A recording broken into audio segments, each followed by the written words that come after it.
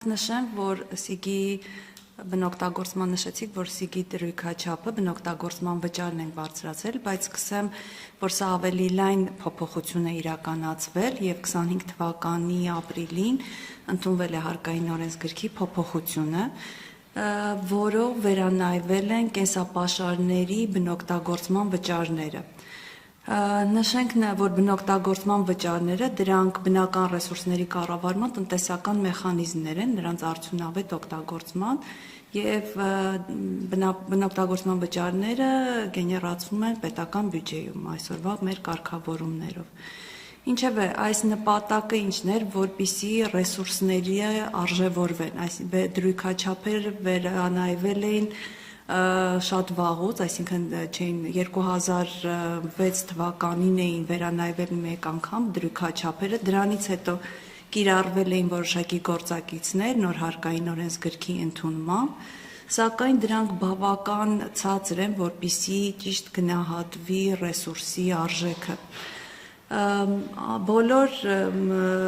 կենդանական աշխարհի տեսակների համար դրույքաչափերը ավելացվեցին այս կարգավորումով մոտ 2 անգամ,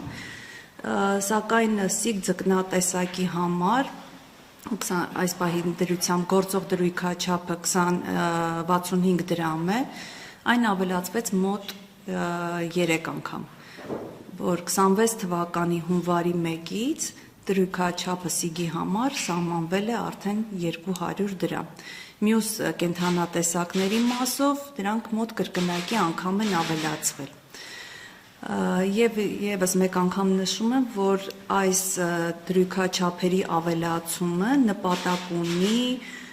արժևորելու մեր ռեսուրսները։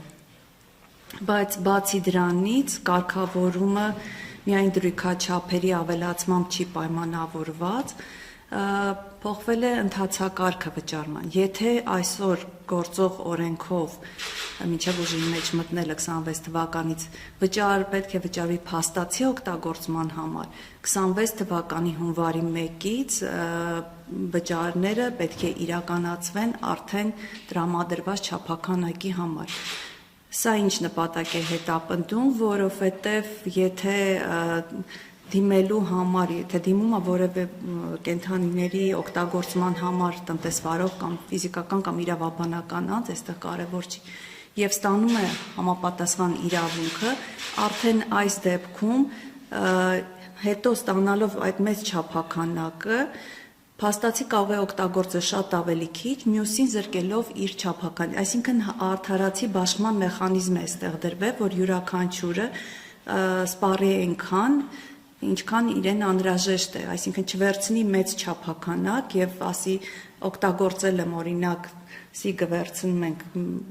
շատ ավելի մեծ չափականակով, բայց փաստացի որսվել է սկան եւ փաստացի մյուսին, որը կարող էր այդ չափականակը օգտագործել, այդ իրավունքից զրկվում է։ Սա է եղել հիմնական նպատակը այդ մեխանիզմի արդարացի բաշխման համար։ Այսինքն դա որոշակի առումով կզսպի,